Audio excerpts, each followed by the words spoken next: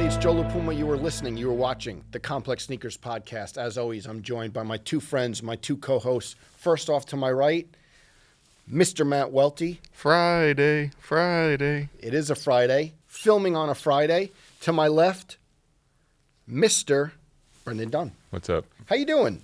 It's only going to go up my from here. day's off to a rocky start. I know you had a rocky start. I know. Everyone, don't worry. It's you had a rocky start. It's over 80 degrees, which is why I brought out the Erling Haaland ACG jacket. Anytime it hits over 80 to 85, we're in the ACG. So put the comments now. Dress for winter. Exactly. It's light. It's a light season. Yeah, it's a light jacket. So don't worry about it. To Manchester and to beat the rain.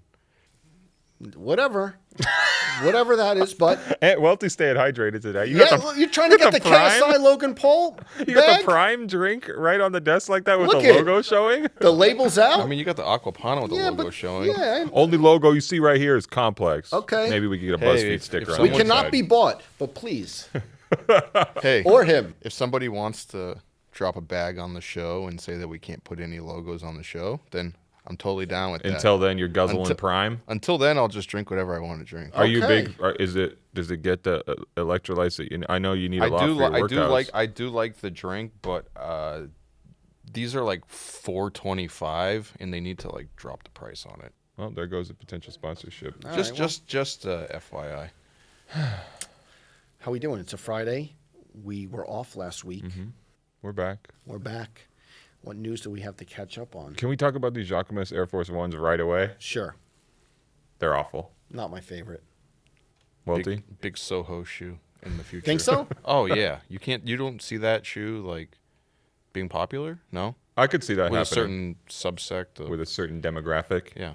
It doesn't look like an Air Force One. They're awful, right? It just doesn't. To me, it just doesn't look like an Air Force One. It doesn't have the swoosh on it, right? Well, and it has like the sole, but it doesn't have like. Yeah. The upper looks a little different without the big swoosh. He posted about him a little bit, said it's inspired partly by the Nike ACG Air Terra, which I guess is one of his favorite shoes. And I mean, that's cool, but what does that have to do with the Air Force One? Yeah, I mean, also the shoe, there's no glue used in the sole, zero glue in the construction, which is a cool thing to it as well. Considered line. Yeah, very, very heavy considered vibes, but it still doesn't look good. You know, there's a lot of thought into it, and that doesn't save it from being ugly. You know, like Frankenstein's monster, you could say the same thing. I thought you liked it. It's like all the pieces don't really stitch up. I thought you liked it. I said it looks interesting. Oh, if that's the most generous comment you could give a shoe, I think maybe it looks better in something other than all white colorway. But then you know where I stand on that. But then there's also an all black version too. I saw believe. that. Big JLP shoe. Yeah, we'll see. I could change my mind. No, please don't. I could change my mind. I'm probably not going to, but I can. Please don't pop I'm out of these. I'll be upset. My friend always says, "What am I gonna say?" Wear them once for this season. Is America, baby. It's America, baby. I could change my mind. Wear them once for season 37 of sneaker shopping. You know. I'll say this. Yeah, maybe exactly. You never know. When that shoe popped up, we've seen teasers of it for a while, the Jacquemus Air Force One, and we've known about it for a long time. A friend who I won't name here, but maybe I'll mention later on. And I don't know if I told y'all about this idea, but I was talking to him a few months back, and we came up with the idea of, at the end of the year when you do top 10 sneakers of the year, of doing a flop 10. Wow. Like the worst and biggest misses and things like that. Well, that's where we're going? But yeah, flop 10, We really going to do that? I don't know. Maybe we could just talk about it. I'm putting Jacquemus on there for sure. And personally, I'm putting Tiffany Air Force One on there as well. But okay, that's a topic for another day. And I will say the Jacquemus Air Umara. You like those? I love those. I got those for my sister. I love that bright pink shoe. All right. All I'm going to say is at first I thought that the Jacquemus Humaras looked like an outdoor shoe for people who are afraid of camping. I think you got that bar off before. Yeah, that's what but that was my opinion of the shoe. Yeah. But then things happen and what happened? No, just saw like a bunch of women wearing them on great. Social media. Yeah. And to me it made sense in the context of the shoe being worn, and I'm like, hey, they look good on foot. You changed your mind. Yeah. We're allowed to change our minds. What I won't change my mind on, I did go camping recently. What? In 6 years ago. Like camping was, yes, I thought it was going to be like did a you yell, gift trip. And you said, did you yell when you saw a bug? No, but it downpoured the first night. And here's the thing. I probably won't go back. Downpoured in the tent, downpouring. you So see a you talk bear? about being afraid of camping. I don't see myself camping anytime soon. All right. Can you start the fire, Joe? I'm trying to think of my contributions on that trip, and I think it was just humor. Which I'm sure you contributed in spades. You need. I bought a grill over the weekend. That was like the highlight of my life. Were you grilling? Yeah. What was on the menu? Did a steak, did some peppers, did some Okay. sausage, some corn, some ribs. Ribs were really good. I like that. I had a sausage and pepper hero during the live stream of Full Size Run, which is back. Yeah, as of right now, season 16, we're still here. Great episode. Still here. Still making the show. Yeah. You guys excited to be back? Yeah. I Feels mean, good. well, I feel like we're not officially back yet. Not to say that we didn't do it yet, but we haven't like filmed an actual. Right. But you were on set yesterday, yeah, the new set. but looking But when like the they're listening to Vanderpump this, Rules we will be reunion. back. Yes, but we haven't actually shot an actual episode yet. So I feel like once you start to do that, it totally changes the feeling of. You do the live stream and it's so like willy nilly, just like say whatever the heck you want. Well, not really. But Right? anyways, Oh, goodness. We should talk about what we were talking about on text, Shein. Oh, these fake Jordans that popped up on the Shein site? yeah. I don't really know how any of that works, to be honest with you. I was looking on the site after it happened, and I couldn't find any of them on there. I'd never been on that site. I say that, in full honesty. It seems like, from what I've seen of it in the past, it seems like a combination of like Fashion Nova and like Wish. Yeah, If you but like- they took the shoes down off of there too. I think Yeah. TMZ had a statement about it where they were taking responsibility for it, saying, "Oh, that's from third-party sellers. We're not going to have those on our platform." You see stuff like this pop up on Amazon from time to time. It's funny how quick it accelerated because I think at first I just saw it in like my Twitter mentions of someone like tagging us, being like, "Hey, look at this logo-less Air Jordan 11." It Yeah. didn't really like think much of it. You kind of see that stuff all the time, or just Yeah. kind of like bootleg-looking shoes, and then you saw all the sneaker blogs start to post it, and then you're like, "Okay, this is like picking up a little bit," and then to see it on TMZ, I was like, Yeah. "Wait, it went from there to there that quick?" Yeah, that escalated quickly. Yeah, so Speaking of escalations, I'm in a battle with the United States Postal Service right now. what are you waiting for? Well, I'm kind of done waiting. I'm waiting for a call back and an explanation, basically. Well, you but- are done, so. Hey, Got 'em. I had a family member ship me a couple pairs of shoes that were discovered in a closet from long ago. Was it the ones that your brother wore? Not and the without Black telling Swan you? 3s, though, right? No, a couple pairs of Air Maxes, and fortunately, they spent the money to do like $1,000 worth of insurance on there, and the shoes never showed up. That they said the package was signed for. The signature for it says on my tracking, it's like F_CK. I'm like, what is what is that? Maybe. Have y'all ever? I mean, I know I've talked about my package woes before, and eventually they show up. But have you ever tried to like get an insurance claim on a package that was lost No. for shoes? Insurance claim? No. I've just had stuff stuck in customs. Yeah. I think we talked about it on here. I got that big package from Germany like Yeah. 3 years ago that they wanted my social security number. And I'm like, I am not giving you my social security number. Yeah. Well, I'm not sure how long and how protracted a fight it's going to be in order to get this insurance claim, but I'm certain by now, and I know people can relate to this, that the sneakers are never showing up. So What pairs are in there? it's a old pair of neon Air Max 95s and an old pair of infrared Air Max 90s. Oof, two So, classics. Yeah, and I really wanted them. I wanted to put them on for the summer, but you know what? Maybe it's wrong to say this in public, but if the insurance claim comes through, then $1,000 for those two shoes, I kind of came up, right? Oh, speaking of infrared nights, can we? I had mentioned it the other day. Can we settle a debate? Your guys' opinion: white red Air Max 1s versus infrared 90s. Which one do you guys think is a better shoe? Infrared 90. I'll go in for a 90. Yeah. Same. Yeah. I know that. I don't know. People were like going back and forth, being like, "No, People this were one going is-" back and forth? No, I just mentioned it online, and then This people. is That's one of I'm your not tweets? trying. No, I'm not trying. I saw you Hey, say. look. I disagree. Hey, look. It's like we You have had a a viral sneaker. tweet. We have a sneaker show. We talk about sneakers You online. had a viral tweet. You had a viral tweet on the building the rotation. That went viral, over 1 million, I think. Is TMZ going to pick it up? Oh no. And it was like, what'd you say? You don't need all hype sneakers. Inspired by. So it said you don't need all. Hey, I said FYI, to be a sneakerhead, you don't need just hype shoes, right? And I think that's what we talk about a lot, but especially in today's day and age, because it was stemmed off of our conversation last week about fake shoes. And everyone's saying, hey, look, I want to be a sneakerhead. I'm going to buy the fake stuff because I can't get the real stuff. And I'm not saying that that's what they were saying. You shouldn't want to get the real stuff, but there's plenty of cool shoes out there that aren't necessarily like on the hype tier of a Travis Scott Air Jordan or an Off-White Air Force, which are like, they almost feel like impossible to kind of, you're like playing the lottery at that point. You know? It was inspired by a friend of ours, Sneaker Dave Whitehead, and he was like, hey, you guys should pay attention to this, right? And I think about people like Dave who are like OG sneakerheads who the shoes that they may be into are like, you know, Up-Tempos, Bacons, Air Max 95s, like real OG Nike archival stuff, Barclays, Pippins. Pennies, things of that nature. And they may not have the hype logo or label on them, but I think if you see anyone in those shoes, you think that they're into sneakers to some degree. So it got me thinking, hey, you can go out and get a decent rotation to some degree without having to be Mr. Enter every raffle. Yeah, and shoes that are still special, like those shoes that you had posted. I had mentioned OG Airmore Up-Tempos, black and white colorway only.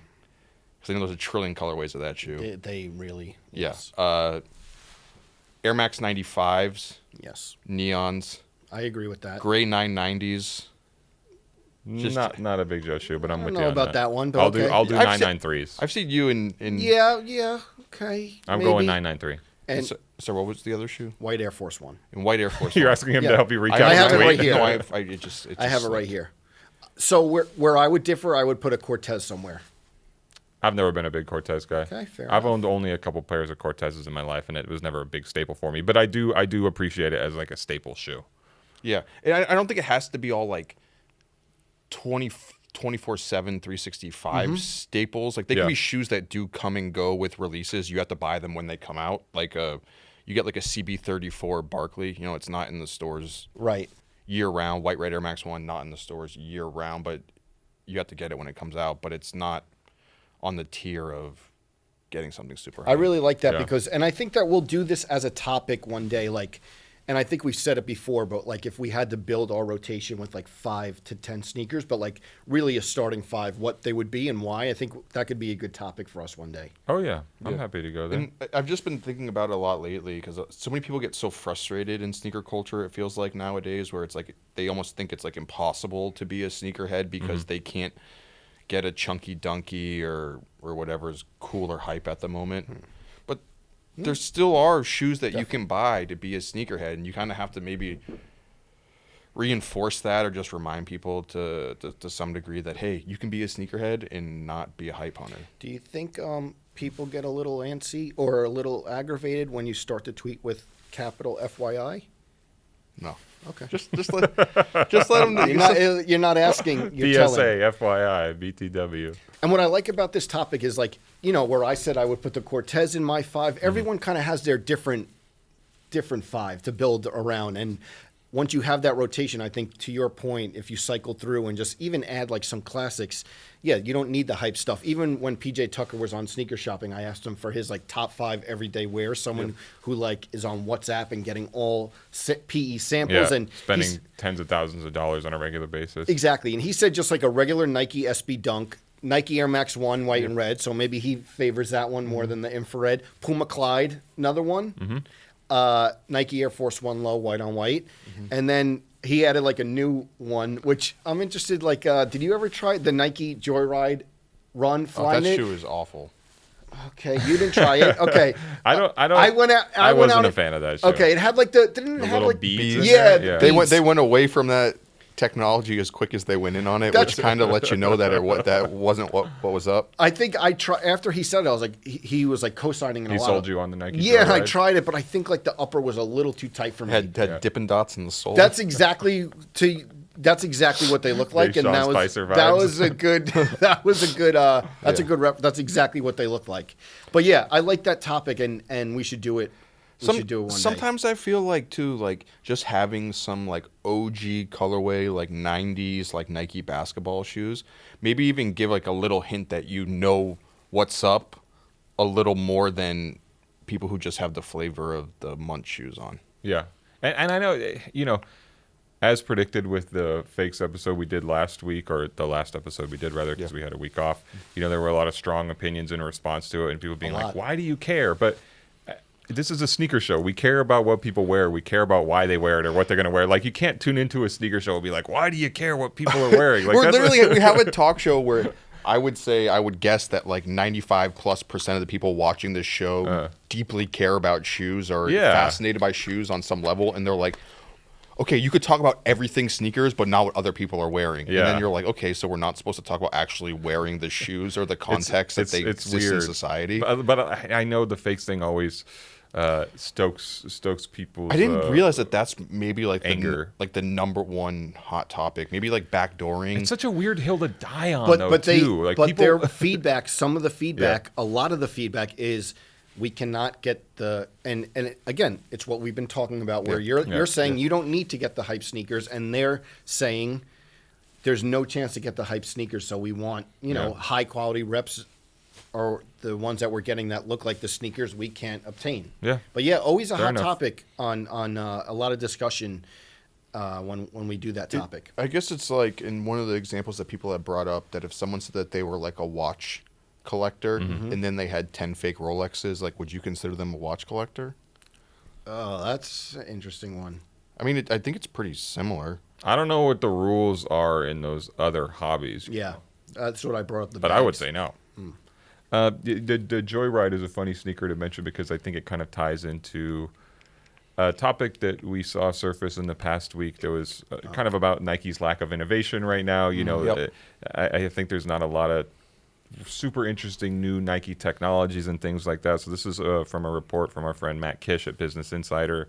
The story was called "Nike is Shuffling Executives and Searching for its Next Breakthrough Innovation as Unwanted Air Maxes and Air Jordans Pile Up." His work is always good. It's a great report.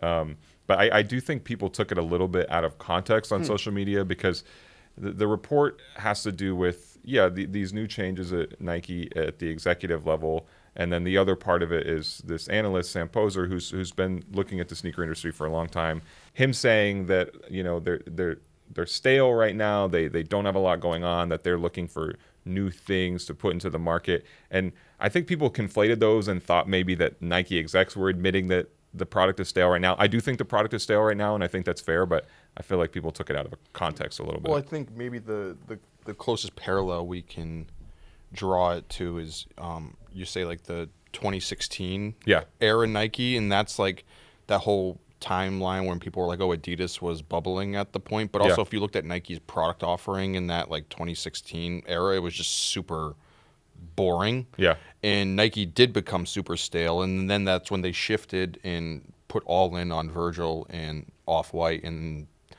other projects at the time, Travis, Vlone, et cetera, that kind of took off for them at the moment, and it kind of shifted the game for them. You get Sakai, et cetera, a few years down the road, but it feels like the well of Nike collaborators has like run stale or dried up a little bit or become like more inconsistent. But yeah, I agree to that extent. But I think that this report is talking a little bit about a different piece of the puzzle in terms of new technology and things versus the hype stuff that we're into. So I would say it's like you're saying, it's dealing with new technology because like I think about it, what would be one that we see, a Nike shoe that we see on the streets a lot that's selling a lot in different colorways? I would say the Vomero, right?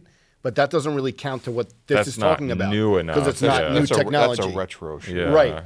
But that's one that's like moving a lot, but they're talking about innovation. I mean, what was the last super exciting, to me, the plated running shoes and everything around that was really exciting. Like Nike Flyknit before that in 2012. I don't think you can really consider the plated running like a consumer shoe because it's such a specialty product that you can't wear it in the streets. There hasn't been one in a while where it was like the Flyknits, I need every color. Yeah, like a brand new like Nike shoe. The Element React, but that shoe was like, we've talked about it. It was gone as quick as it came. And it's years old by now. So yeah. And then the interesting thing to mention in that piece from Matt Kish was, this is a quote, Hoka reported a 40% increase in quarterly sales. Merrell sales increased 27%. On sales climbed 55%.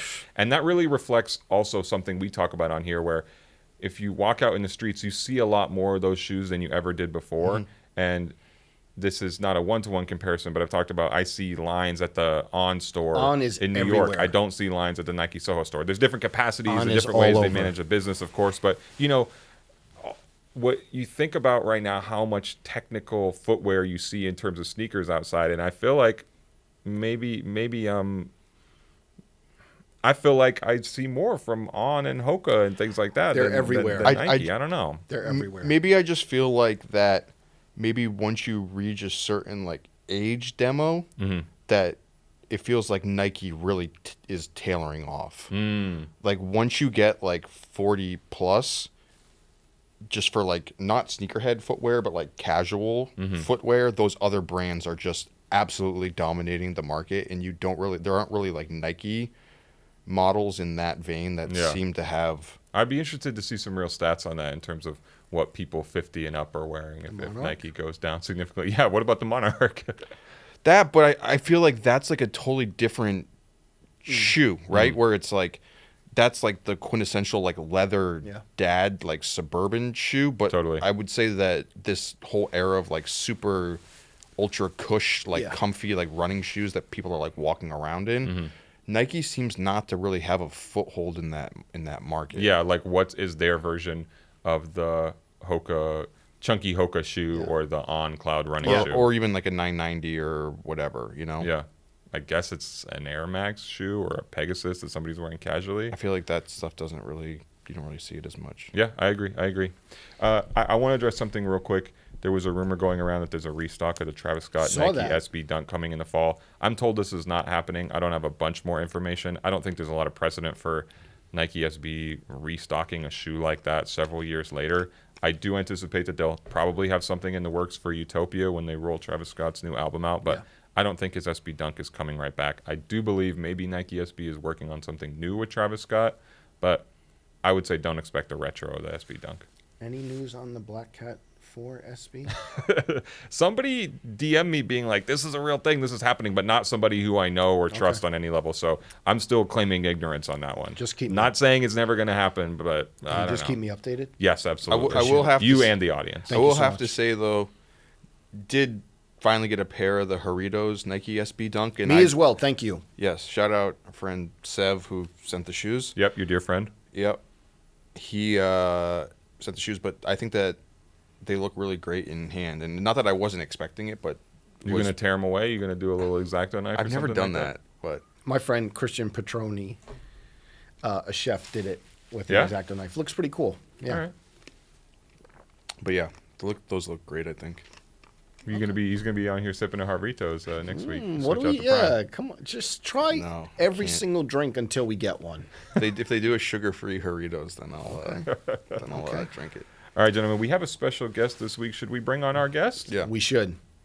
Our guest on today's podcast is making waves in two games. First, he's a Bronx bred rapper who over the past decade has dropped more than 10 projects. His other passion as a designer and lifelong sneakerhead has yielded his first sneaker collaboration with Saucony on a Grid Azura 2000, which has the talking heads rethinking their mid-year best of lists. He's worked and lived sneakers for years, from lining up for drops to a stint at Footlocker's famous 34th Street location. On the heels of his first release, we're happy to welcome Jae Tips on the Complex Sneakers podcast.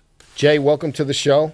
Thanks for having me. Feel like it's not even feel like it is. It's a big moment, big time for you now, so we're happy that you're here. I appreciate being here. We caught you at the right time. Yeah. Yeah. It's growing and it's continuing, and like the legend of it keeps going, so I appreciate just doing everything I can just to continue to promote. So. Yeah, we got to talk about the legend right away. We'll talk about the shoes everybody has on feet. What are you wearing today? It's a silly question to ask, but please tell us. Well, today I'm wearing my shoe. Your first shoe. I'm wearing my first shoe. Saucony Jae Tips. Remember who fronted. I'm wearing my clothing brand, Savior. I'm wearing some socks. I'm wearing Cactus Plant Stussy shorts. I'm wearing a jungle fleece vest. It's kind of hot in New York, but I'm on camera. It's hot for the fleece. And then I have the Awake's grand opening tee. So just tried to represent. And then I have the Hat Club Jae Tips recent release that released last week. There we go. I missed you at the Awake opening last night. Yeah, it was hot in there. Is it harder? I mean, I know a shoe there's so many more options and stuff, but to like put together the fitteds versus putting together the shoe collaborations. Yeah, and I think the fitteds is sometimes the hard part to kind of like organize throughout the day, because sometimes when I walk past like a glass or a mirror, I feel like I picked the wrong one most times. But a lot of people are telling me like my sneakers go with most things I design, so matching probably should get a little easier for me a little bit. I feel like there's just so many options when it comes to hats. Yeah. You know, where you're like, which team am I gonna pick? Yeah. And then like a million different. Yeah. I haven't seen you in a fitted recently. When's the last time you wore a fitted? I think the last time I probably wore a fitted was. We have to, whatever it is. You better find a photo of it. Yeah. There's plenty of photos out there. I mean, fitted. What team would it be? Probably like 2013. Like What team? It's like a Yankees fitted. Okay. I don't know. All right. What do you got? I'm doing a Reebok Club C's, all gone, Paperboy Paris. This was from Complex Con with the pink liner on them. Okay. Picked these up last year. Joe, what are you doing? CDG Thunder Max. Sometimes, triple black. Big work day, so putting in the work with the CDG Working Thunder hard, Max. working yeah, hard. Exactly. Got the shoes on. Look it. Yeah. I was saying half the Complex Sneakers team has the shoes. Gonna get you a pair, Joe? Yeah, we'll see. We'll see how this goes. How did you do on the fit, though? He broke it down flawlessly. What do we got for you? It's just same thing every time. I got a Jesus T-shirt, Okay. a pair of LL Bean shorts, All and right. a pair of Sauconys. But yeah, really, really great. And, we were talking about it. And, these came up ever since, like, you dropped them and stuff like that. And I know that we had an interview with you with our colleague Mike DeStefano, did a great job. And we were, like, going through a lot of your history, which, like, besides this shoe. So happy to get into that today. Nah, thanks. I'm looking forward to it. A question, because we were having a debate or discussion before here. What goes on in your head now that you work with Saucony when you hear people say Saucony? I'm people though. I feel like that was a part of like the learning process about how to say it, what the origin of the name came from, and like even trying to get them like, why don't you just embrace it? Why don't you embrace that everyone says Saucony?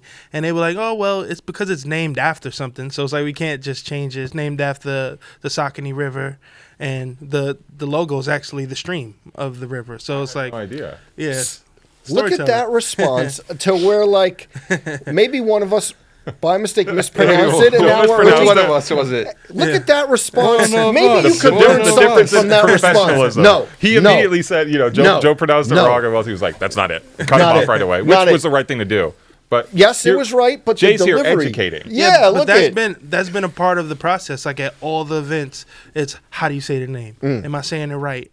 And I know Saucony, they love that part. They love that like you can be able to like give more brand knowledge and stuff. Yeah. Outside of like just actual product. Yeah. Do you ever see our friend Trinidad James at the water cooler at Saucony HQ? No, every time I've been to Saucony HQ has been like they still have like they were like building like a work from home as like pandemic stuff. So it's pretty empty. Like the days I come up, this like when people's like, oh, I'll hit the office today to come work with you on stuff. But I haven't really been there when it's been very festive. And they've told me too. They like, you're one of the collaborators that's very willing to to stop by and look through materials for 8 hours. Everyone else is like, we'll figure out the best way to do it. But that's maybe just because it's so close to New York. I could just hop on the train or my friends will drive or something. Sure. And does Saucony with you start with another friend of ours, Jay Facino? Yeah. Is he like the one who like brought you in for? Yeah. He was the first person that I connected with over there. But it's a whole story about how I got to Saucony.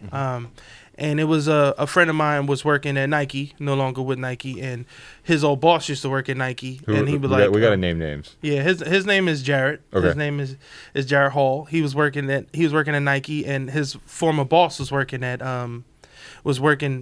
is now working at Saucony. He was like, yo, they'll love to talk to you if you love to talk to them. Yeah. And then from that point on, it got handed over to Jason, and we've just been locked in since then. I just think it's so interesting because for him, I feel like he's almost like the player that turned coach, where he did Jay? he did like some of the best Saucony collabs ever with extra butter, but now he's in the role to like help other people do the collaborations with Saucony. Does that make the process easier? Yeah, it does. It helps when someone comes from what you come from. Like I think a lot of times when it comes to brand, like they have to hand off a certain process. But him being an extra butter for so long, he knows how a release should go. He knows how, like, what may be, like, how a budget should run or how a complex con is going to roll or something like that, just because he's seen more than just the technical part of working at the brand. So working with him has been everything, because he relates to everything I can ask him. Everything I can ask him, he'll be like, yeah, because when I was at Butter, they did this. And when Trinidad came up, he did that and stuff. Instead of, like, you know, not to just throw shade at other brands. Well, like, it's no, throw all the shade at the other brands. It's like, it's just so many shady people that do different things. Like, it's one person you're talking to for material, and it's one person you're talking to for marketing. Where, like, at Saucony, they kind of had a foot in all the conversations. Yeah, it's an interesting thing, because even to just stay on Jay for a second, he's actually been in the position of, okay, we have a hot shoe, now we have to figure out how to release it at a store. Where at a bigger brand, like you said, there's a million people, and somebody who designed your shoe or who's going to put together the marketing. It's like, have you ever actually launched a shoe? Have you ever been to a sneaker release? Have you ever been to a lineup? Things like that. Yeah. So at Saucony, it's almost like it's a grassroots program, but it's almost like how it should be done. Yeah. Like, you should want to see something you started with in the beginning and see it through. Yeah. Like, instead of, like, now it gets hand off to materials and hand off to marketing, brand, and all this stuff, and now you got to go through stuff. And then when you get to retail, now you're dealing with a whole bunch of different sales team people and stuff. But Saucony, like, everyone was working with everything. When you close your eyes and remember who fronted, who's the first person that pops into your mind? Probably my 12th grade English teacher. Like, just I remember just kind of being called out about, like, how sneakers isn't a career. Like, it's very very cliche about it. Like, just saying, like, you know, what woman gonna love you? Like, what you gonna do? Who you gonna provide for? Like, you know, and very that age, I was in high school in 2008. It was a more like, you got all these shoes, but why don't you invest in a property, invest in your credit, invest in your future, invest in stuff like that instead of shoes. You love shoes. So that's probably the first person that big fronted, I would say. Yeah, we love that slogan. We talked about it last week on the podcast. That's a slogan that we definitely gravitate to, and I think that everyone could gravitate to. Mm-hmm. I want to talk like your retail background. Mm-hmm. You know, he's a former Footlocker guy. I did Finish Line, and what do you take from, like, that? Not him, but, you know, I worked in a magic card store. But what did you take from, like, that experience? How, like, did you like grasp retail? Were you really, like, into it, or was it just a job for you? And how did it, like, help you, even, like, marketing and rolling out a shoe, like the stuff, the experience you got there? I'm a believer that you learn everything from everything you go through. Like, you can learn a little bit about everything. And I was working at the flagship Footlocker on 34th Street. Mm-hmm. So when did you start there? I was there from 2009 to 2013. Yeah. Okay. That's a good clip. So before they, like, remodeled. Yeah, before they remodeled. But before they remodeled, the corporate was upstairs. Corporate office. It was, like, the same, like, yeah. So all the buyers and just everyone would just always come downstairs and just making different relationships with people. Like, even, like, brand people will come in and try to show us, like, samples on, like, the bench and stuff, just because it's a flagship. So maybe they had a meeting upstairs, and then they just came down and tried to kill two birds with one stone, maybe get some more hours left in their day if they did that. So I just, you know, at that point, I kind of learned a lot about, like, a headwear business. I learned a lot about shoes. I learned a lot about what was selling and what wasn't selling. And I just kind of knew, like, it sounds crazy, but that's probably when I fell out of, like, being a collector of shoes. What do you mean? Because I learned that it was, like, it's so much more to the business than just retaining the item. Like, it's like you can I think it's most popular to stack your sneaker boxes to the top of the ceiling, but it's so much other things that go behind it. Like, that's when I first learned about reselling. That's when I first learned about consignment shops. I learned about, because my customers had different walks of life. Like, they were personal shoppers, they were resellers, they were people who had stores, they were the founders of SneakerCon. They were just different things Alan? like that. Yeah. So it was like I just learned so much in that process that I think when I finally like stopped working at Footlocker, I was like, I still have so much information. How do I continue this without just being able to buy every shoe and wear it to Soho? Was it fun during that time? Because I hear these guys talk about their footwear retail careers, and it sounds like almost a sitcom, you know, and all these different characters. Were you having fun at work? Yeah, to me it was fun. I think that working at Footlocker was like, those are still like lifelong friends. Yeah. Like it was people that we're both kind of struggling together. We're both trying to kill ourselves to get every single release and. Trying not to spend. You mean whole even check. at Footlocker, you don't have the privilege to get you a big put release? You get the releases. You put the money you're making from the job you put right back into the store because we got, for me, like we wanted every release on Saturday. So it was like just handing it back to the store. If you can honestly maybe look at a sales report of like payroll for Footlocker and like employee sales, I'm pretty sure it matches or goes over. Like, because it's almost like it's so much temptation. And for you to work at a job that maybe the wage isn't that great, you have to have a love for shoes. It can't be the love for finances. Yeah. So I just think that working there, you kind of like just kind of learn everything at once. But it was fun. It was a lot of community. It was a lot of, and working in a city too. Like sometimes you can just hop on the train and go to Bape. Like on a 30-minute break or something. That's kill yourself to do it, but it's just like you kind of got just a dose of everything. So. Do you remember when they put the employee spending limit on Footlocker on the employee appreciations, or was the monthly? He has a lot of loose kind of what's it? Not loose, not revenge. What's the loose things that he's still trying? Loose to, ends trying. Yeah, to, loose, but if we had like a remember who fronted meter, Footlocker's kind of up there. Okay, all right. No wonder you guys have the same shoes on. Okay. No, but it definitely. I remember that when I first started, it was like $3,000. Yeah, and like you had to use your pay stub. It was basically like unlimited. It wasn't unlimited, but like $3,000, and it's not $3,000 total.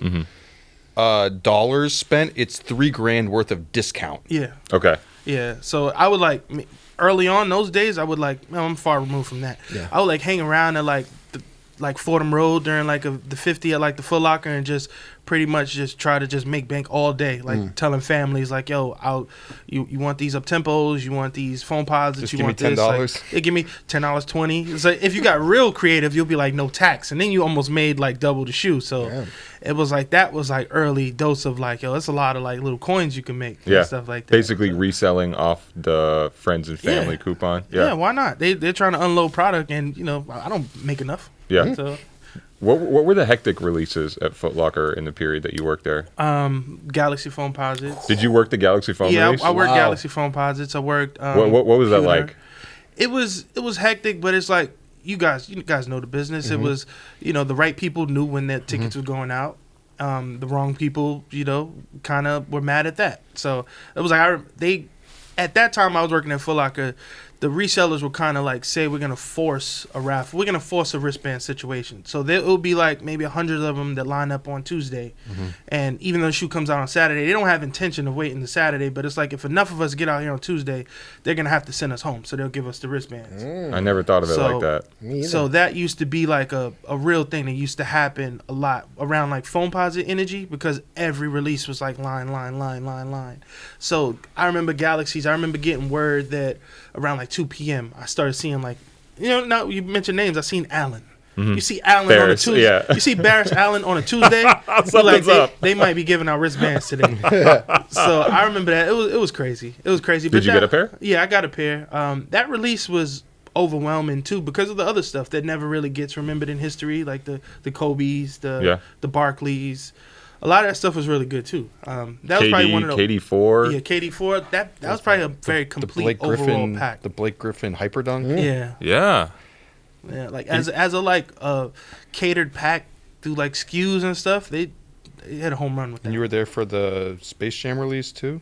I was early on Space Jam. I had just started with Space Jam.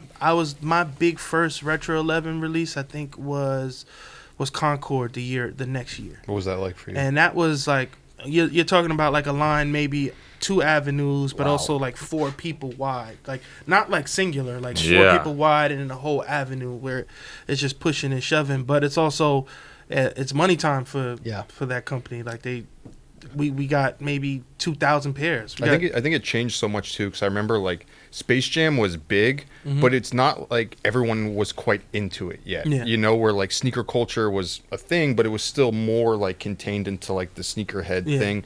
And then people saw the hype of the Space Jams and they didn't get them, and they're like, well, I want to get in on this the next year. Yeah. So then Concord and Cool Gray came out, and I felt like those were just so much bigger than Space Jam, Yeah, like it was almost like the thrill of I want to get them from here too. Like it was like we know they have the most allocation. We know they have a lot. So even if I got to deal with the nonsense, I'm going to go home with a pair. Maybe 4 a.m., but I'm going to go home with a pair. So it was almost like a privilege to know that. But people will come in the store like midnight releases. People will come in sweating and like jackets and hoodies all over the place and missing hats and just a lot of stuff. But they got in and they were happy spending their $225 or whatever it was coming to. You have some history with the Concords. Talk about like back in the day and even in 2018 the 11 Winters album art. Oh man, wow. Yeah, that was the Retro 11 was the first shoe that I realized that I was wearing something. Like I remember being in school, kind of like how me and you are right now, and just being able to keep seeing that someone has the same shoes as me, but they were like a different color. Yeah. So just having young parents where they learn to love through material. Like I had all the Jordans, like just, and the Retro 11 was the first one I learned was just shiny. They were shiny and they were cool and stuff like that. Invisible women. Yeah. So it was just always just something that kind of just stood out to me, like the Retro 11. I think if I kind of can be unbiased, probably my favorite shoe ever after like the personal stuff that I have connections to with other shoes. Yeah. I know you got fired at Footlocker because you went out to Summer Jam. Was that the deal in terms of how your career there ended? What happened there? No, I think that 2013 was a really big year for me as far as like my music and stuff. I started to get booked a lot out of town, South by Southwest's, and doing like a lot of showcases. But you can imagine you work at a job for 4 or 5 years. A lot of the staff are your friends. So when I would have like shows and stuff, a lot of people would come, and you got to imagine next day it's gonna be some call outs, gonna be some lates, gonna be a few things. So I think after a while they needed to kind of pick out the bad apple. They were like, if you were the bad apple. Yeah, it was like if he's the guy that's the center of everyone's like extra outside of work stuff, let's find a way to get him out. Yeah. Were you disconnected from sneakers once you left Footlocker, or was such a big part of your life at that point where you knew it was going to stick? No, I don't think I was disconnected. I think I just changed my role. I think at that point it was like I had made so many relationships with people who had like stores. At that time it was like Kick Exclusive downtown. It was Kick Exclusive on Mulberry. It was on Mulberry. Right? Yeah. It was Allen. It was another guy, Mr. Deadstock, my friend Brandon. And I was just like, these guys are making a living for themselves and they're doing so well. I was like, you know what? Like I'm working this Footlocker where people get promoted at an accelerated rate. So my old friend is now in Queens, and another friend is in Brooklyn, and another friend is this, and they're all store managers. Let me see if I can get a pair from each of them. And I think that's when I started to begin to resell. And at that point, just reselling was kind of like a different love for shoes, but it's also like now I'm not a fool to marketing gimmicks. It's like it's either goes for money or it doesn't go for money. I don't care that Jordan wore this on the beach in 91. Like, you know what I'm saying? So I think I just changed like my love for it at that point when I stopped working in Footlocker. How much though does that kind of like clash against your shoe now, where it's like you're like, I don't care about the backstory about it. I just want to know. And obviously your shoe is hot and does resell for a good amount, especially for a Saucony shoe. But at the time, because you get people online hitting us all the time, like, I don't care, that shoe's a brick. Like when people talk about bricks or flips on shoes, like I don't know, it frustrates me personally. But you said you had that mentality, but then you finally get a chance to do your own shoe. And I feel like that whole mentality maybe like went out the window of just trying to make something hot. Like you wanted to tell a story behind it. Well, I think that you're right. I think now if I maybe think about it like that, I think that's why I wanted to do particular work. I think there was particular things I did when it came to the Saucony that made it feel a little bit more than it's just going to be a purchase. Because I think we all have certain things in life that people's going to support us because they know us. Like, I know you. I'm going to show you some love.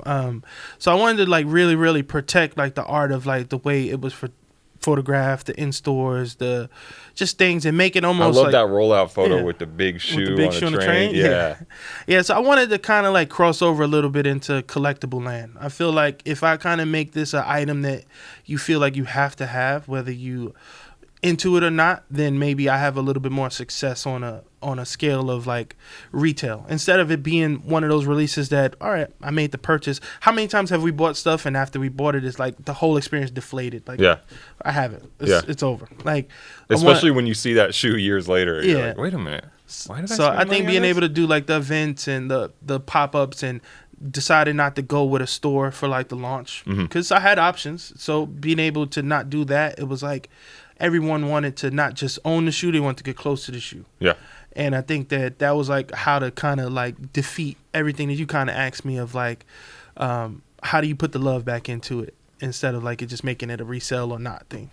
But also what I like is, like, I know getting back to like my retail experience back then, the Courageous was the one. So many colors, the Saucony Courageous. And then now I would say like the Jazz is pretty popular, but they like approached you with a Jazz, right? And you were like, you kind of took a risk on this model. I wouldn't say they approached me with a Jazz. They were kind of like, this is a room full of stuff that's in line. There's a room full of stuff that, like, do you feel anything? And they showed me a bunch of Jazz. They showed me a bunch of, like, shadows and stuff. Because I think that, like, regardless if they have great silhouettes or great history, what's the ones that the stores keep buying? What's the ones that people continue to want to work on and stuff? But it was just something about the Grid Azura that kind of stood out to me, like, as far as, like, potential to build a colorway, because I don't want to just be able to slap things on. And I'm pretty sure some brands can just put their logo somewhere and just call it a day. But I was like, I want to be able to really take advantage of all the different panels on this shoe. And it's very, like, breathable. Like, one thing about Saucony that other people may not know is they're owned by the company Wolverine that, like, makes materials for, like, a lot of brands and companies. So it's like they're not short on resources. Sure. So I want to be able, if I can tell an actual really good story as far as, like, materials, and people's not gonna think I sold them short, and they're not gonna be like, oh, he could get a shoe with Saucony, it's whatever.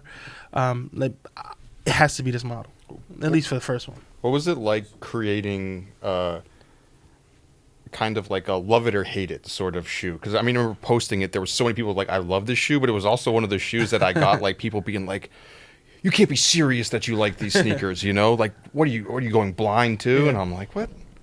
I think I want to invoke feeling. I want people to feel something. And I think that if you try to be safe, then you're going to go under. So I think that, like, I'm not Clark. I'm not, I'm not Ronnie. I'm not a lot of different people. So how do you be Jae Tips? How do you be someone that wants to make an impact, but people aren't maybe used to it? And I just thought, like, organized chaos. It's not trying to be like just clashing colors, but it makes sense. Like, you've seen these colors together before, but maybe not all at once. So I just wanted to kind of be able to have that growing up. And we're all like, we're not very spring chicken young adults. So, I got a lot of grays. I remember walking through school in high school, and, like, you remember when someone had a certain shoe on. Yeah. I just want that feeling. I wanted someone that, something to stand out. Yeah, like, people would, and I go to a lot of conventions and stuff, and sometimes GR is the new limited, because you go to ComplexCon and everybody's wearing Tom Sack. Yeah. So then when you just step out in the right Air Force One. Yeah. So I wanted to do that. Like, I wanted to be able to people to have a conversation without knowing that this is a Jae Tips product. It's like, oh, what's this guy wearing? He's been at the conventions too. You mentioned ComplexCon. I saw an old photo of you, and was that ComplexCon 2017? You had the Off-White Air Force Ones that released exclusively there, and you had the Union, the gold toes that dropped at the Union booth. I've honestly been to every one. Yeah. Even Chicago. That's more than I can say. We weren't invited to the first one. I've been to. We weren't. I've been to every one because. Remember who fronted? We were back in the office at a pizza party. Carry on. Pardon me, Jay. No, man. To be honest, like, and I know this speaks to a certain community. Like, securing the item that's how you can continue to be a successful reseller. Yeah. A successful just client, or like be able to help people out. Like, if they know you're gonna be there and you're gonna get it, like, keeps the following going, it keeps the likes going and stuff. So wait, did you almost like threaten Brendan Dunne's life at the Canary SB Dunk launch? Oh, no. What's crazy? You're one of the people shaking the gates. That year, you had to pick your poison, because the Jordan Brand store was dropping the no photos at the Jordan Brand. So it was like we were. Wait, so you picked the no photos over the Canary SB Dunk? The Canaries was impossible. Yeah. They were like impossible. Like, it was on people. Because they didn't even end up dropping them there. I think that's one thing that doesn't get brought up. 2J's was there, like, what trying Nike to get a pair. did the year before with, like, all the white shoes and the 100. Yeah. It was almost impossible to touch anything the next ComplexCon. So it was almost like, we're not getting Canaries. We're not even getting the black pair. Let's go to the Jordan store and try to finesse security, give them $50 or something, and try to get a wristband for these no photos that were going for like $800. How hard was the Virgil Air Force Ones, the white one? It was, it wasn't that hard, because the security recognized me from New York. So security was able to like you could get someone in line. Got it. And it was that. And then I knew someone that was working at, like, Stadium Goods at the time, and they were like, they had, I think, some presence in there. And I was like, you know what, like, get me in. And at that time, that's how I was able to get the Rockefellers and stuff, which history they didn't brick, but that year they bricked. Like, that was probably the worst shoe you could have got at that event. Yeah, out of all the ones that you So could have many. selected from, that Travis Scott was in that group as well. What a year that was with those releases. What, like, that. That booth was so fun too. You could do the custom Air Force Ones, the dip dye and stuff. Yeah, that was a big year, and that was the same year as Union as well. Yeah. That was, And then, speaking of Complex Con, though, you debuted these shoes at Complex Con this past year. Yeah. What was that experience like coming full circle? I was trying to do that the year before. The year before, was my first time vending at Complex Con, and just pandemic and delays and stuff. So this year, they already told me they had they were like, yo, we have something with Maybe Tomorrow, which is another brand they collaborate with. And I think Trinidad also maybe released something. So they were like, the only thing we can do for you is we could give you some samples and whatever you want to do. You want to wear them at the booth. You want people to post them. But of course, me, like, got them shot. Did a little rollout, tried to, Nice Kicks hit me up and stuff, made sure that they were on display. And just people just came, and I feel like that's when they first started to form a relationship with the shoe. They were like, I'm going to stay in tune with you. I'm going to follow you. I'm going to get your information. I'm going to connect with you. Oh, this kid has a shoe coming. Oh, isn't this the hat guy and stuff? And that's when it became real. I wasn't advised to do that as far as, like, brands go. Like, a rollout, they want to start like 2-3 weeks before a shoe drops, and I started it maybe 8 months. Because you know how it goes too. Yeah. Like, being on the other side and being a consumer, you know how early people are going to see the shoes and how much they expect a build up. Yeah, and it happened too. People were like, "Yo, congrats on your shoe." I didn't get them at Complex Con, any pairs around. I'm like, they didn't come out yet. They didn't come out yet. So the mystique is already building. Yeah. So it was chaotic, but I feel like I did enough work to bring it back. It also feels like, too, in this moment that, 2023 has been such like a diverse year in footwear where it's not just all Jordan Brand and Nike, and it feels like you kind of like knock it out of the park with like Saucony or New Balance or Solomon or any of these brands and like create a great shoe. It might even get more traction than just getting another Nike that wasn't the hottest release. Do you feel like that? Or yeah, I feel like that, and it's not just me trying to champion me working with Saucony. Is how long can we buy the same things? How long can we just put the old version next to the new version and stuff in our house, or the same stories continue to get told?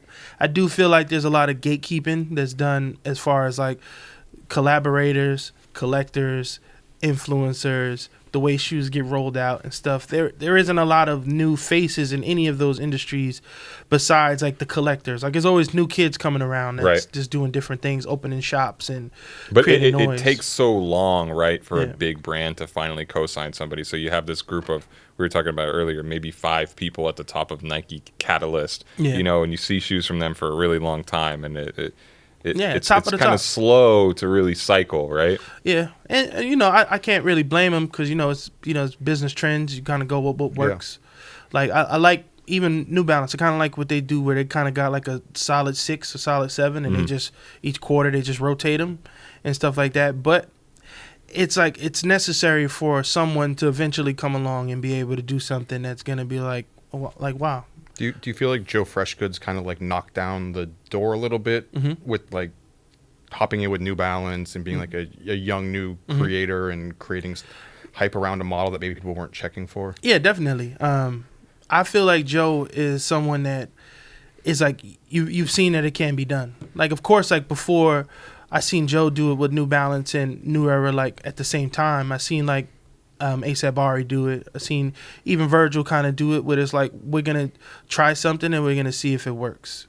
But, Joe is someone that, I've seen how he operated at like Complex Con and how he came to New York and he did stuff. So it's always good to have a sample size of like how this can be possible. And I think that definitely when I went into working with Saucony, it was kind of like you've seen other people be able to do it. You have to be able to know that the work will speak for itself if it's good work.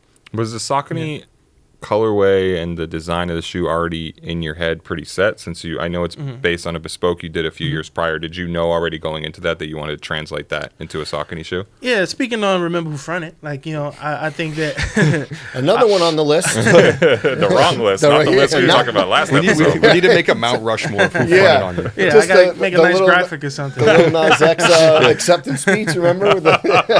Yeah, so...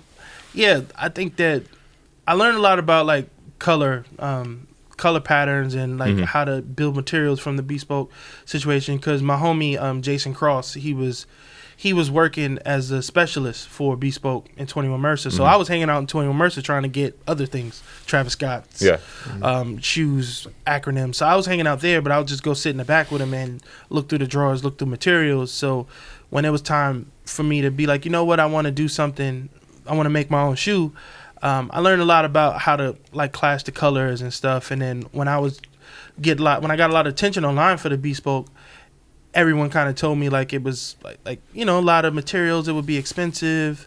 They would never like put this together with this because of just cost, and this would be a very expensive shoe. So I think when I had the opportunity to really do something that I know would go to retail, it was like, you know, kind of throw pie in their face. Yeah. Like, we'll do something that looks expensive from a materials standpoint, but it's going to release. Yeah. And it's going to have a nice box. And like, so we'll do it. Was it just kind of by chance, you know, that you have the flowers on it, you do the flower shop, it's kind of like you had the big release, it's kind of like you're receiving your flowers for your first shoe. Was that all kind of planned, or just kind of happened to line up? Or connecting the dots. I think that when it came to the flowers, I think that's still the point that, like, I think you could tell a few different stories. I think people mention the Bespoke stuff, but the flowers is like, that's been my continued narrative through like a lot of things of being someone that's from the Bronx, which is pretty dark and gloomy sometimes, depending on the day, and being able to just continue to live a life through a lot of different vibrant colors and stuff like that, and being like that flower that comes from somewhere dark. And the flower shop was either I was going to release them at a flower shop or like an independent music venue like SOBs or something, just because I didn't want to do the typical, like, you know, this is going to be at XYZ on this day, because that wouldn't be my story. I come from working at Footlocker, I come from reselling. You know, my first shoe dropping at Concepts would not be my story. So it would just, I wanted to do something that was more grassrootsy and be able to do something that's community, being there and shaking everyone's hand and touching them and stuff like that. And, you know, they showed out.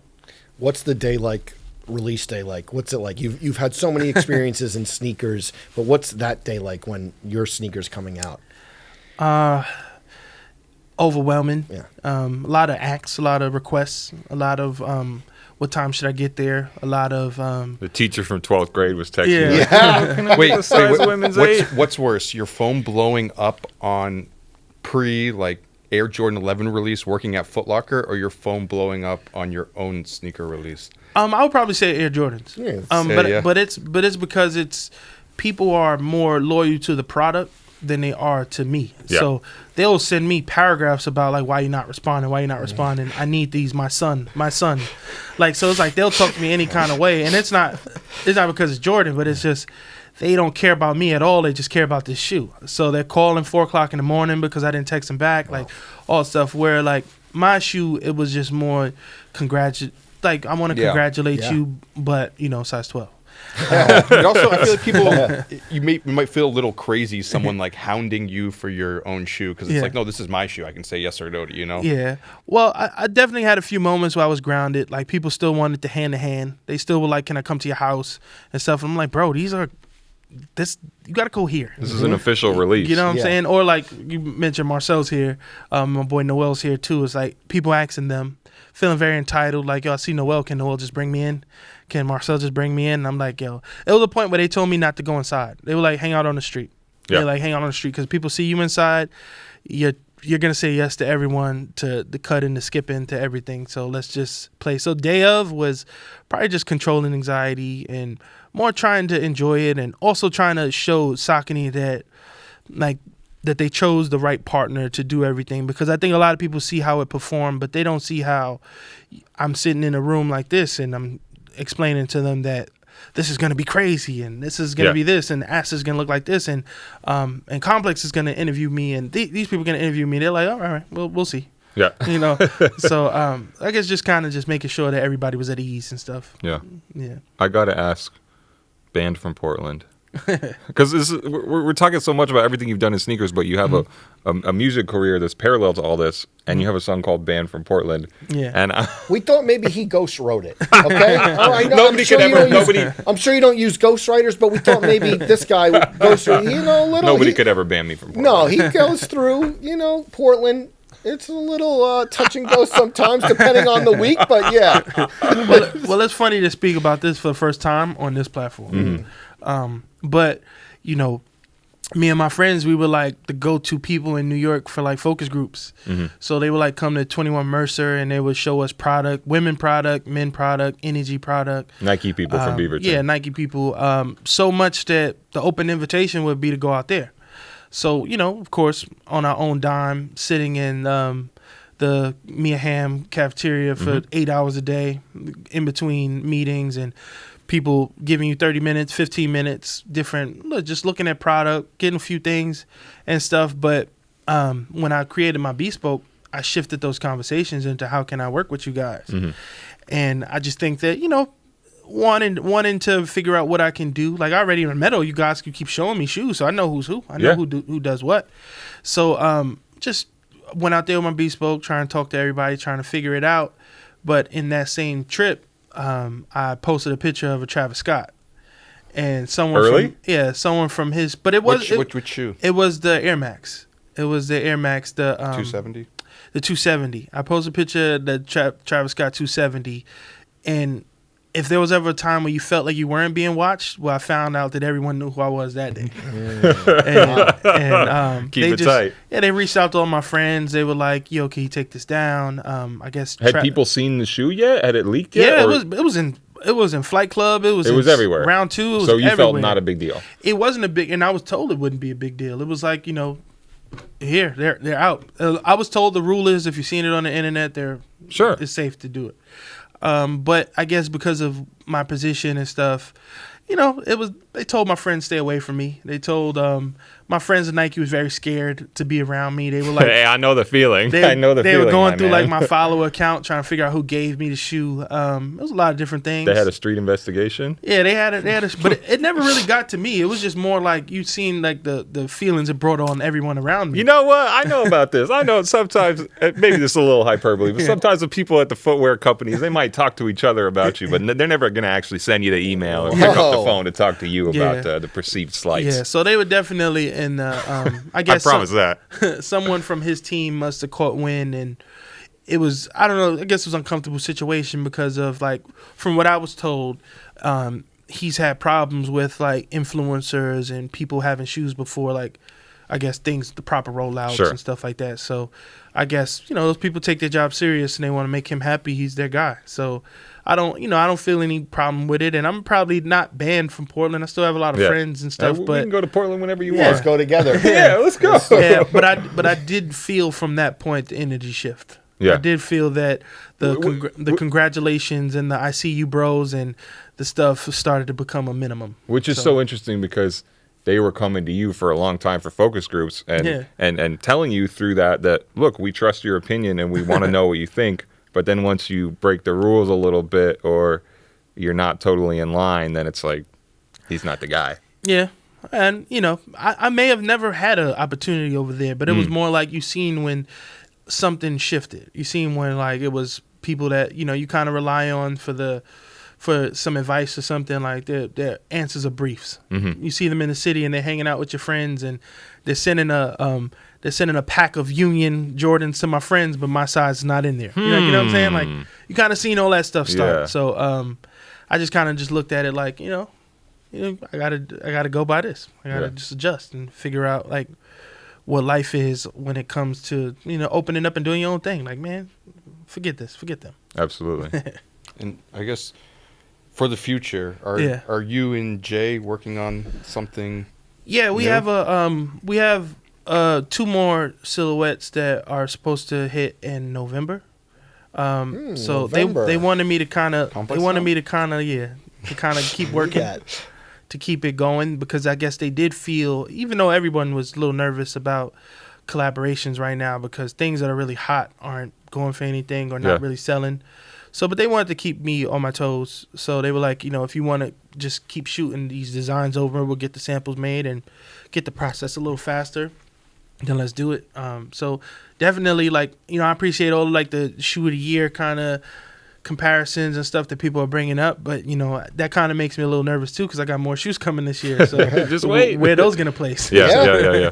I think it's an interesting discussion. Not to bring it back to Joe Fresh Goods too much, but I remember he had mentioned when his shoe made the list for like the first time.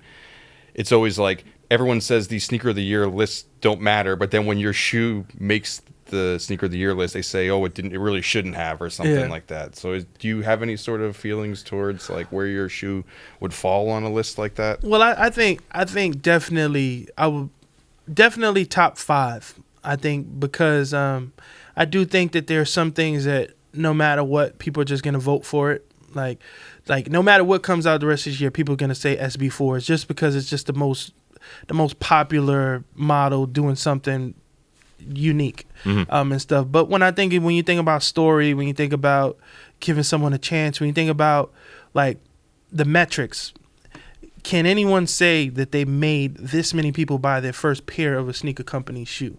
And I think that's not that Saucony doesn't make a lot of great shoes and make a lot of money, but I'm looking at people just as their first purchase. They need to try it on. They need to figure it out. They're wondering if there's other colorways. This shoe been out since 2000. Yeah. And you're wondering if there's other colorways. So I think when you kind of make that checklist, how can you avoid like being considered at least? But that's entitlement. This is my first shoe, so I don't know the rules of how like they sit up there and decide them shoes are the We're right here. If you could step back and have I know it's impossible, but an unbiased point of view, your shoe or Tiffany Air Force One?